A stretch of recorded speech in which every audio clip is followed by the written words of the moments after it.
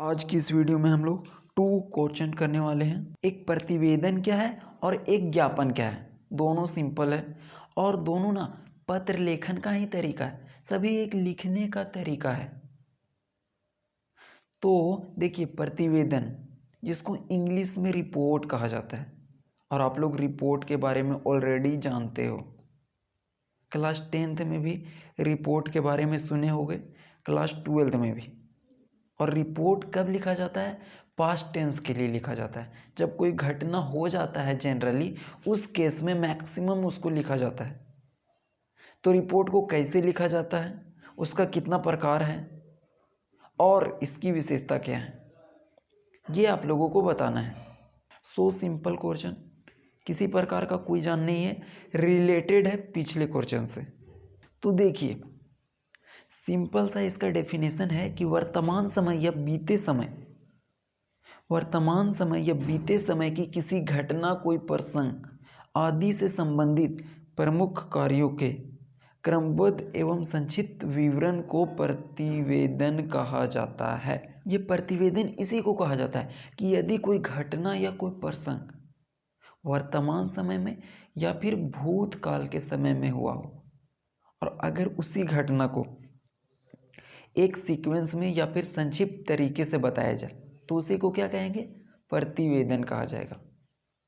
एक एग्जाम्पल से आप समझ सकते हैं कि यदि एक लड़का और एक लड़की दोनों मैरिज करने के लिए जाता है मंदिर में, जैसे ही वो मंदिर में पहुंचता है तो लड़के को कुछ लोग उठा करके ले जाते हैं और उसको छिपा देते हैं। लड़की वहां पे अकेले बच जाती है, उसका मैरिज नहीं हो पाता है और वो फिर से घर वापस आ जाती है। तो आप लोग जानते हो कि मंदिर के पास होता है दुकान जहाँ पे प्रसाद मिला करता है। तो वो जो प्रसाद बेचने वाला व्यक्ति रहता है वो सभी चीज को देखता है, और वहाँ पे जब अधिकारी आते हैं कि ये घटना किस प्रकार से हुई, लड़का को कहाँ ले गया गया, तो वो दुकानदार बताना शुरू करता है कि सबसे पहले एक लड़का और लड़की आए थे, उसके बाद कुछ पीछे से आदमी लोग आया और लड़का को उठा करके लेके चला गया।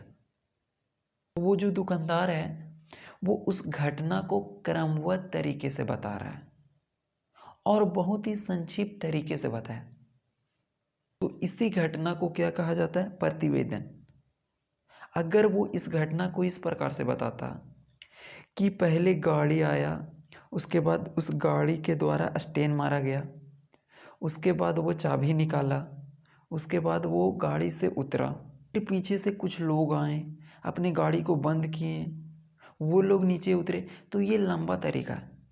लेकिन वो लंबा तरीका को नहीं बताया, वो संक्षिप्त तरीके में बताया कि एक लड़का और लड़की आए थे, उसके पीछे कुछ गाड़ी आया और सीधे लड़का को लेके चला गया।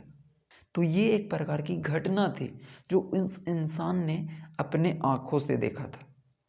तो इम्पोर्टेंट है कि वो अपना प्रत्यक्ष रूप में घटना को देखे, तभी प्रतिवेदन को माना जाएगा, क्योंकि प्रतिवेदन प्रत्यक्ष घटना से रिलेटेड है।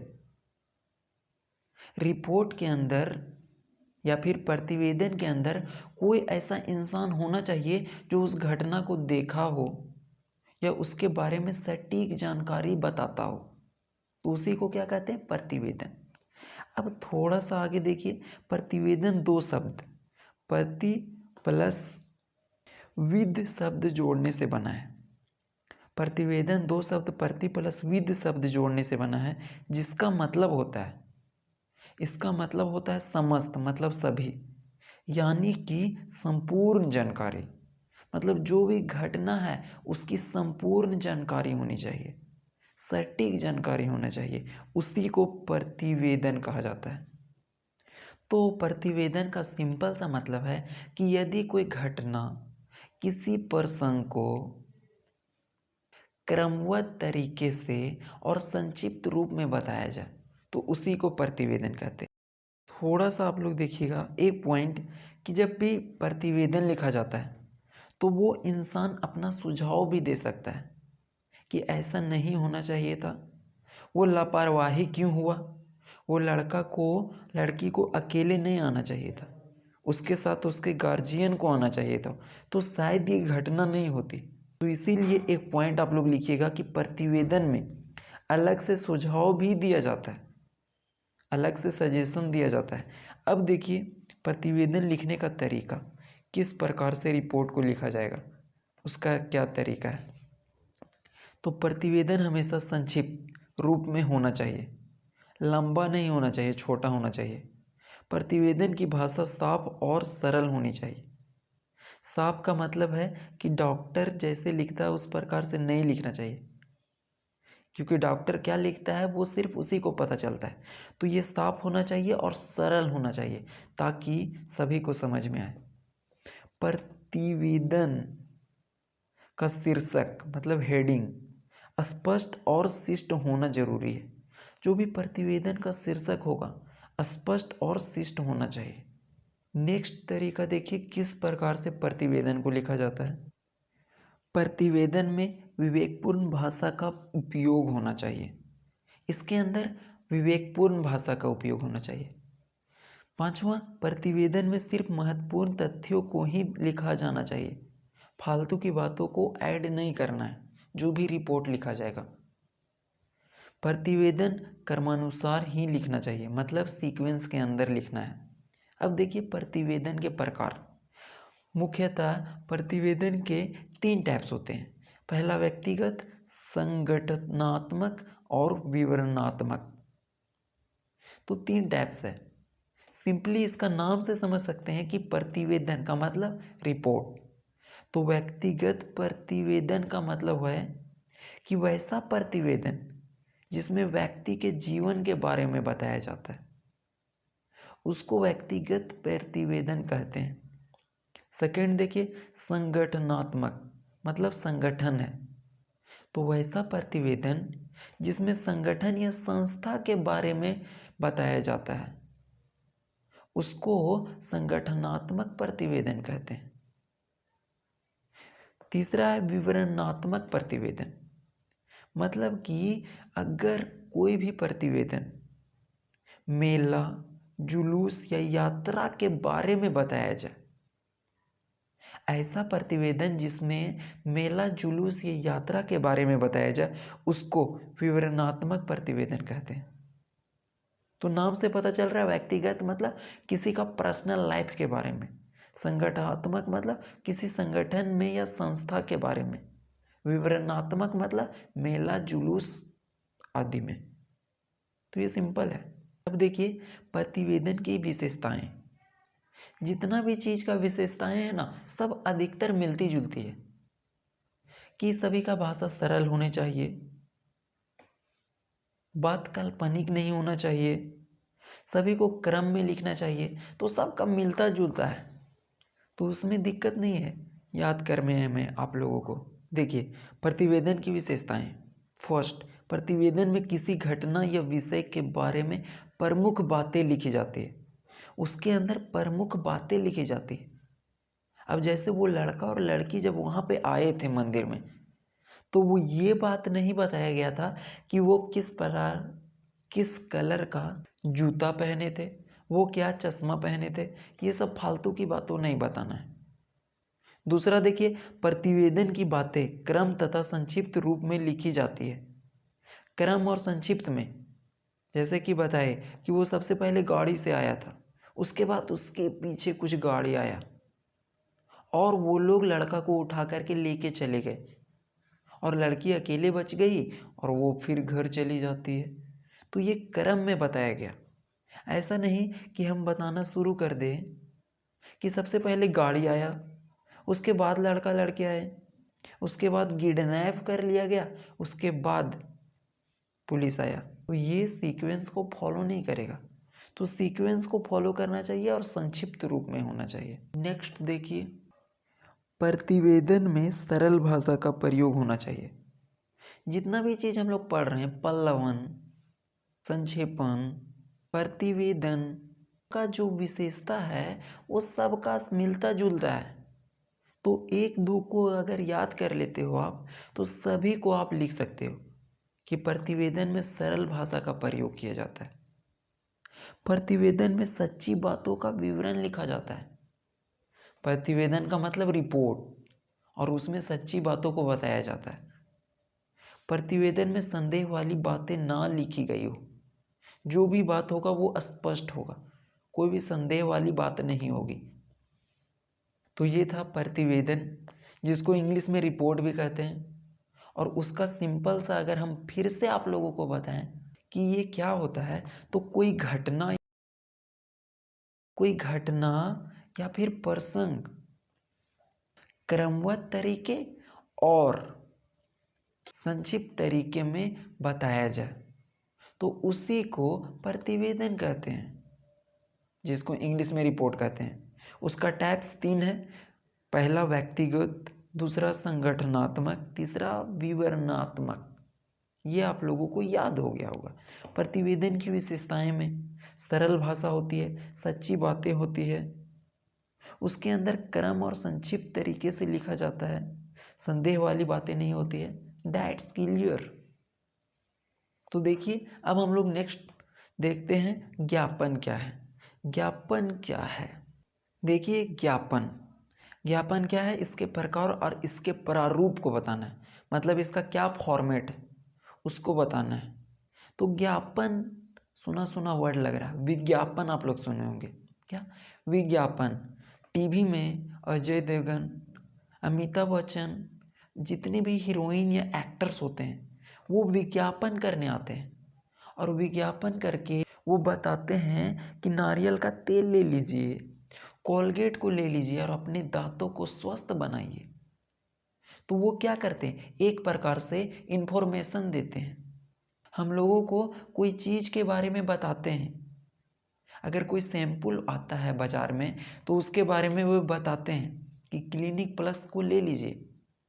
तो ज्ञापन का मतलब होता है किसी चीज़ के बारे में बताना या फिर किसी चीज़ के बारे में जानकारी देना। तो इसका सिंपल सा अर्थ है कि ज्ञापन का मतलब होता है जानकारी देना या किसी भी चीज़ के बारे में बताना। अब देखिए, इसके प्रकार और इसके प्रारूप के साथ साथ हम लोग इसका डेफिनेशन देखेंगे। तो ज्ञापन का अर्थ होता है ज्ञात कराना। जैसे कि अजय देवगन हम लोगों को बीमल के बारे में बता रहा है, तो हम लोगों को वो जानकारी दे रहा है कि तुम लोग इसको खाओ और मरो और हम पैसा कमाएंगे। या फिर किसी को कोई बात बताना, वो हम लोगों को कोई बात बता रहा है, तो ज्ञापन का मतलब यही है। इसे कार्यालयी ज्ञापन भी कहा जाता है। तो ज्ञापन को कार्यालयी ज्ञापन भी कहा जाता है, क्योंकि इसको कार्यालय के यूज में यूज किया जाता है, इसीलिए इसको कार्यालयी ज्ञापन भी कहा जाता है। तो ये तो हो गया इसका डायरेक्ट मतलब, ये तो हो गया इसका मीनिंग क्या होता है। अब इसका अगर सटीक हम लोग डेफिनेशन देखें तो क्या है, तो देखिए, राजकीय पत्राचार में जब अपने अधीनस्थ अधिकारियों या कर्मचारियों को साधारण संदेश देने के लिए जो पत्र लिखा जाता है उसे ज्ञापन कहते हैं। अब यहाँ पे देखिए, राजकीय का मतलब क्या है? राज्य लेवल की बात की जा रही है। राज्य लेवल में क्या होते हैं? मंत्री होते हैं, मंत्रालय होता है। और पत्राचार शब्द यूज किया गया है, मतलब कि पत्र का आदान प्रदान, पत्र को एक जगह से दूसरी जगह भेजना, इसी को बोला जाता है पत्राचार। तो राजकीय पत्राचार का मतलब क्या होगा कि राज्य लेवल पर जब पत्र का आदान प्रदान किया जाएगा। तो इसका डेफिनेशन सिंपल सा है कि राजकीय पत्राचार में जब राज्य लेवल में जब अपने अधीनस्थ अधिकारियों, अधीनस्थ का मतलब अंदर, मतलब नीचे, अपने अंदर या फिर नीचे काम कर रहे अधिकारियों या कर्मचारियों को साधारण संदेश देने के लिए जो पत्र लिखा जाता है उसे ज्ञापन कहते हैं। तो जो बड़े बड़े अधिकारी होते हैं, जो बड़े बड़े मंत्री होते हैं, वो अपने छोटे अधिकारियों या कर्मचारियों को कुछ पत्र लिखते हैं कि तुमको ये गांव में ये काम करवाना है, ये जिला में ये काम करवाना है, वहाँ पे बिजली की व्यवस्था करवानी है, वहाँ पे कृषि में सुधार करवाना है। तो इस प्रकार का पत्र लिखा जाता है और इसी पत्र को क्या कहा जाता है? ज्ञापन। क्योंकि जैसा कि आप लोगों को स्टार्टिंग में बताए थे कि हम लोग यहाँ पे पत्र का टैक्स पढ़ रहे हैं कि ये सब जो ज्ञापन है, प्रतिवेदन है, एक प्रकार का पत्र ही है, पत्र लेखन के अंतर्गत ही आता है। तो ज्ञापन एक प्रकार का पत्र लेखन है जिसमें बड़े अधिकारियों के द्वारा छोटे अधिकारियों या कर्मचारियों को संदेश दिया जाता है कि तुमको बिजली विभाग में सुधार करना है, तुमको कृषि विभाग में सुधार करना है, राइट। तो यही है ज्ञापन का डेफिनेशन। अब देखिए ज्ञापन के प्रकार। ज्ञापन जनरली 2 टाइप्स का होता है, एक ज्ञापन ही है और दूसरा कार्यालय ज्ञापन। तो ये बहुत सिंपल है, ज्ञापन मतलब एक और कार्यालय ज्ञापन मतलब बहुत सारा के लिए। इसमें एक मंत्रालय के लिए यूज होगा, इसमें बहुत सारे मंत्रालय के लिए यूज होगा। तो इसका डेफिनेशन एक बार में आप लोगों को याद होगा। देखिए ज्ञापन, ज्ञापन एक ही मंत्रालय या विभाग में प्रयुक्त किया जाता है। ज्ञापन को एक मंत्रालय या फिर एक ही विभाग में प्रयुक्त किया जाता है। जैसे कि यदि कृषि विभाग में यूज किया जाएगा तो वो सिर्फ कृषि विभाग के अंदर ही यूज किया जाएगा, मतलब एक ही विभाग या फिर मंत्रालय। लेकिन कार्यालय ज्ञापन का मतलब, कार्यालय ज्ञापन का प्रयोग विभिन्न मंत्रालयों या फिर विभागों के बीच होता है, जैसे कि कृषि विभाग, बिजली विभाग, सिंचाई विभाग, जल विभाग, समाज कल्याण विभाग, ये सब सभी विभागों और मंत्रालयों में यूज किया जाएगा। तो इसका मतलब एक और इसका मतलब बहुत सारा। अब देखिए सबसे इम्पोर्टेंट है इसका कि ज्ञापन का प्रारूप। अगर यहाँ से क्वेश्चन आप लोगों को पूछा जाएगा तो यही रहेगा कि ज्ञापन किसे कहते हैं और ज्ञापन का प्रारूप लिखिए। आप लोग यहाँ पे ऊपर में देख रहे होंगे कि किस प्रकार से ज्ञापन को लिखा जाता है। आप लोग देखिए डायग्राम में, और इसी को वर्ड्स में एक्सप्लेन कर दिया गया है क्या, कि सबसे ऊपर फाइल संख्या, भारत या राज्य सरकार मंत्रालय और विभाग का नाम लिखा जाता है।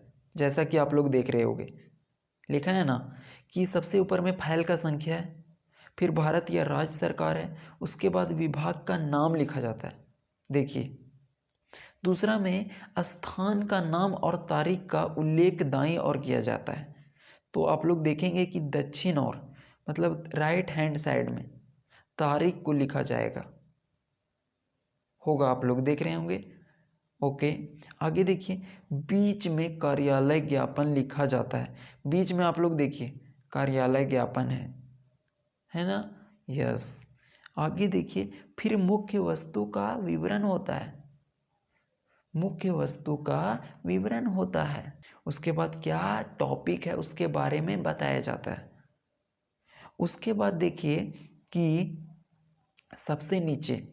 सबसे नीचे बाईं ओर ज्ञापन को पाने वाले अधिकारी आदि का नाम लिखा जाता है। जिस भी व्यक्ति को, जिस भी अधिकारी को ज्ञापन मिलेगा उसका नाम सबसे नीचे में लेफ्ट हैंड साइड में लिखा होगा, और उसके बगल में थोड़ा सा ऊपर राइट हैंड साइड में वहाँ पे जो भी इंसान ज्ञापन को लिखेगा उसका नाम होगा, राइट। तो ये सब है कुछ पॉइंट्स जिसके द्वारा ज्ञापन को लिखा जाता है। इसे अन्य पुरुष में लिखा जाता है, सभी चीज को अन्य पुरुष में ही लिखा जाता है। सबका प्रॉपर्टी में आप लोगों को बताए होंगे कि प्रथम पुरुष या फिर उत्तम या फिर द्वितीय पुरुष में नहीं लिखा जाता है, अन्य पुरुष में लिखा जाता है। आप लोगों को सिर्फ ये फॉर्मेट को समझना है। ये जो फॉर्मेट देख लीजिए, सबसे ऊपर में लिखा होगा फाइल संख्या, तो ये अगर लिखने के लिए दे दे तो ये यदि आप लोगों को याद रहेगा तो आप उसे आसानी के साथ हैंडल कर लोगे, टैकल कर लोगे, उसमें कोई प्रॉब्लम नहीं होगा। और आप लोग सेम 2 के लिए रेडी रहिए, उसके लिए गर्दा उड़ने वाला है, उसका प्रिपरेशन आप लोगों को तगड़े तरीके से होगा।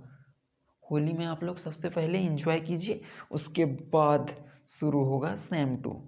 थैंक यू, मिलते हैं नेक्स्ट वीडियो में।